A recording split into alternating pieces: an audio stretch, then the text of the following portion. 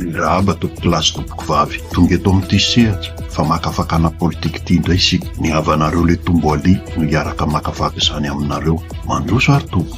Aleo alan'Andriana toy izay alam-bahoaka. Izay indray ny lohateny voboasantsika. Inona moa no mahatonga antsika miteny izany? Misy tokoa mantsy izay nisian'ny tany sy ny zanak'olombelona na aiza na aiza firenena misy azy, ny fisian'ny mpitondra sy ny entina, ny vahoaka sy ny fandrakana, ny mpandraka sy ny vahoaka. Amin'ny fampandraka ohatra dia nisy ny mpandraka sy ny vahoaka, ny tandapa sy ny tompo menakely. Ireo no manodidina ny mpandraka ka mitavana sy mahazo tombotsoa manokana, tsy mitovy amin'ny Valalabeamandrina. Matetika ireo tandapa ireo no alefan'ny mpandraka manatona sy mijery ny etaetan'ny vahoaka, ka amin'izareo ireo no hitantaran'ny vahoaka ny faniriny sy ny firariatsoa ho an'ny mpandraka, ka maro ny vahoaka no manome fanomezana ho an'ny mpandraka rehefa mandalo any amin'izareo ny tandapa. Hitan'ireto tandapa fa tsisy ara-maso izany fanomezana izany ka nahatonga azy ireo nanodikodina izany ho lasa tombotsoany manokana. Rehefa tsy nanome intsony moa ny vahoaka taty afara dia noterena mihitsy, ka nanomboka teo ny fankahalana ireo tandapa sy ny tompo menakely manodidina ny mpandraka, satria nisy dia nanao didi-jadona mihitsy izy ireo rehefa midina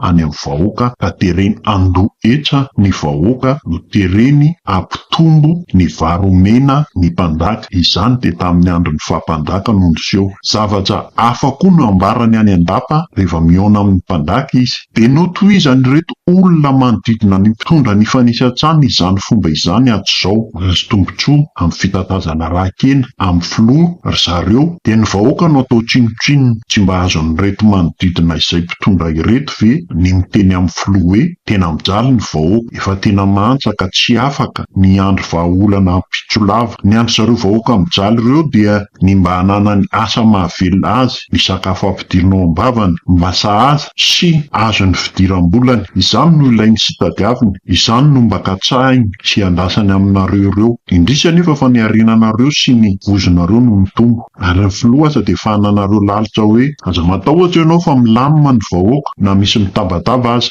Olombitso ireo dia matoky tokoa ny filoha ao an-dapa ao. Tsy sahin'ireo tandapa ireo mihitsy ny tenin'ny filoha, na dia efa tsy mandeha any amin'ny lalana tsy izy aza ny fitondran'ny firenena, fa firy taona izay. So mantsy voailika raha mianan-kendre eo dia aleo tiafana foana na efa mitondra ny vahoaka any amin'ny antsa na mangitsokitroka aza. Ny sasany moa, ny sasany amin'ireo tandapa dia mahasa miantsy ady amin'ny vahoaka izay tompony fahefana, ka dia mahasa milaza fa ahitany tafika izay mianan-kendre anohitra ny fandrakana eo. Tsy inona fa ho fiarovana ny mpitondra ihany, dia sainao koa no milaza fa milamina eto andrenivohitra amin'ny alina, ka afaka mandeha alina ny olona rehetra. Manaova olon-tsotra anie ianao jeneraly, aza miaraka amin'ireo mpiambina anao ireo dia mandeha any eny an-tany mena tsara lalàna manomboka amin'ny 10 alina. Tsy alefaka eo nisotrona andavamamba akory ianao, any mantsy efa tena faritra mena. Dia ho hita eo hoe tsisy hikitika ianao. Faharoa, nambaranao tany Rosia ihany koa fa miantsena any amin'ny Grande Surface avokoa ny akamaroan'ny malagasy. Tena tsy connecté intsony angambany ity jeneraly ity. Mba anontanio anie ireo mponina eo La Réunion kely ireo hoe vary mitsangana eny an-tsisin-dalana sy composé ireny aza angamba tsy mba nandehanany, efa mataonany maro. Ka ninona any amin'ny Grande Surface izy, aiza koa ny fa efa mividy andehanany any. Maro koa ny olona no milaza fa dia lasa ny filohan'ny groupe Sodiaty avokoa ny tany tsara toerana sy midadasika eto Madagasikara. Tsy misy olana aminy mihitsy hono ny fangalana izany, satria dia olona akaiky dia akaiky ny filoha izy. Noho izany zavatra rehetra miseho izany dia tena halam-bahoaka tokoa ireto olona roa ireto. Iry voalohany dia miantso ny vahoaka amin'ny fitaovam-piadiana, ity faharoa kosa dia mangoro-karena amin'ny fangalarana ny tanin'olona. Raha ohatra ka tonga ny fialan'ny fitondrana ankehitriny dia ireto olona roa ireto no tena halam-bahoaka indrindra, tsy mbola nisy jeneraly toa amin'ny tafy na zandarmaria malagasy alan'olona toy izao hatrizay. Aleo tokoa alan'Andriana anefa toy izay